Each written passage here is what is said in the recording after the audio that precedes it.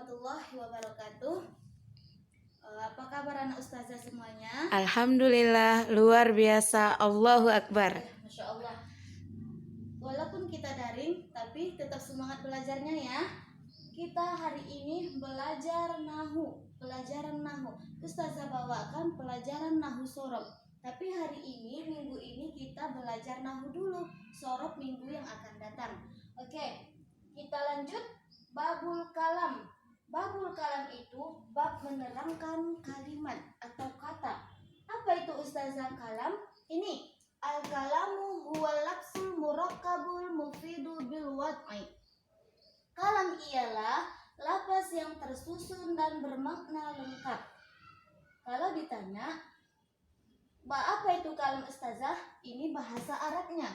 Sedangkan ini artinya, kalam ialah lafaz yang tersusun dan bermakna lengkap. Apa itu lafaz?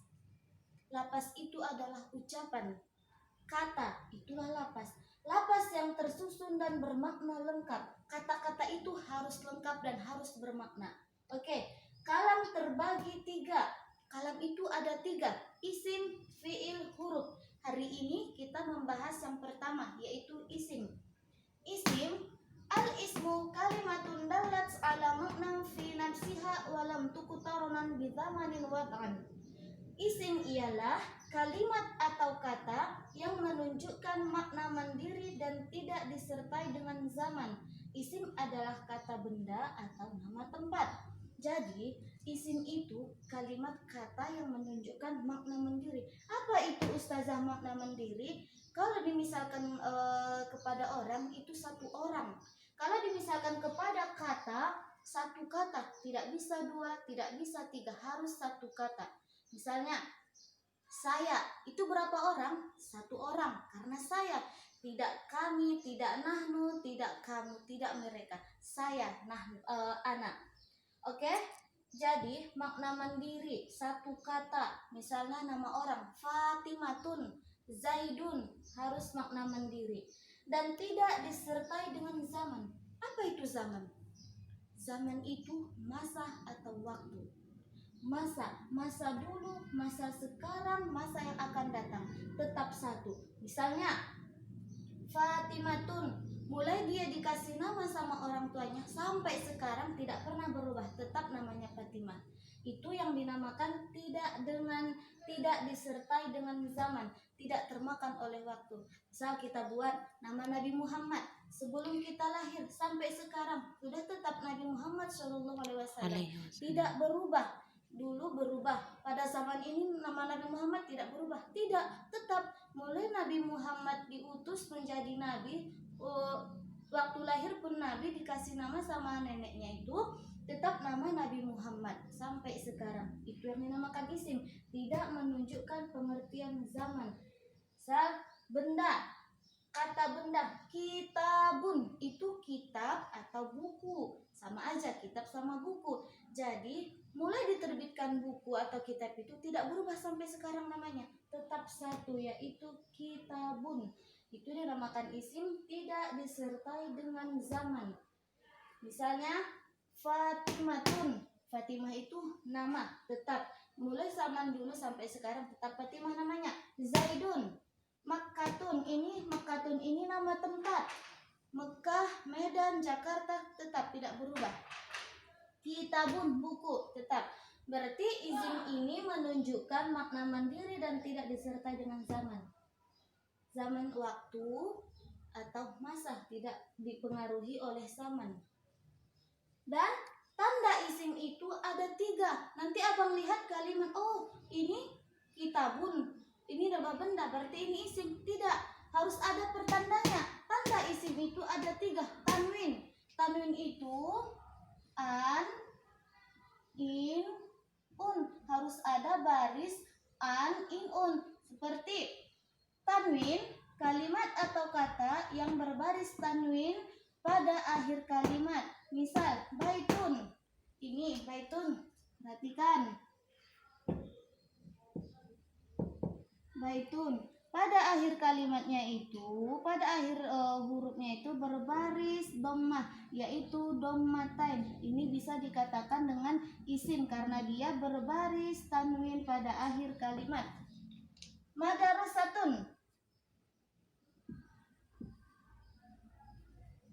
Madrasatun. Ini sekolah. Nama tempat. Kenapa harus ada tanwin? Agar dia bisa dikatakan isim. Inilah menunjukkan mana kitabun Makkah, mana nama tempat ini madrasatun, nama tempat, ada kalimat yang berbaris tanwin pada akhir kalimat. Ini tanwinnya. Ini akhir kalimat yaitu tun. Akhir kalimat dan berbaris dhammah. Inilah tanwinnya. Tanwin. Jadi itu bisa dinamakan isim. Nama orang Haikalun. Haikal ada di kelas 5 Usman Haikal. Haikalun. Pada akhir kalimat ada berbaris tanwin. Ini nama orang. Nama orang. Bisa dia dinamakan isim karena ada tanwin. Itulah sebenarnya tanwin pertanda isim itu ada 3.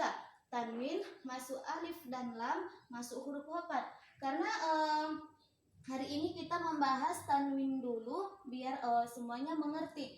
Jadi tanwin kalimat atau kata yang berbaris tanwin pada akhir kalimat inilah baitun, nama tempat, madrasatun, nama sekolah, haikalun, nama orang. Bisa dikatakan isim karena dia berbaris tanwin. Nanti abang jumpa kalimat apa kita buat ya?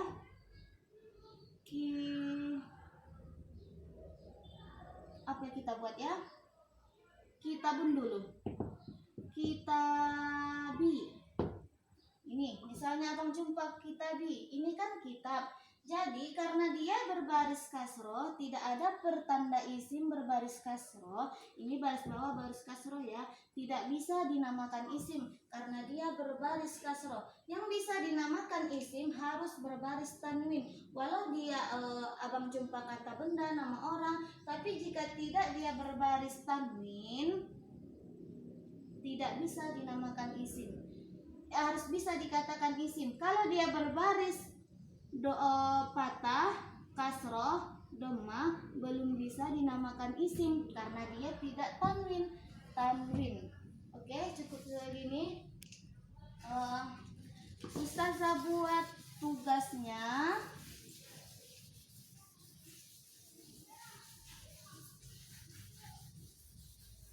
Coba cari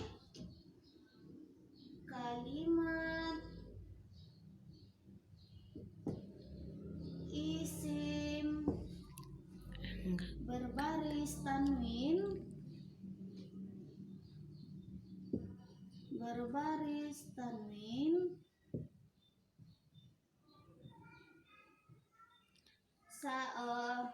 kata benda 5,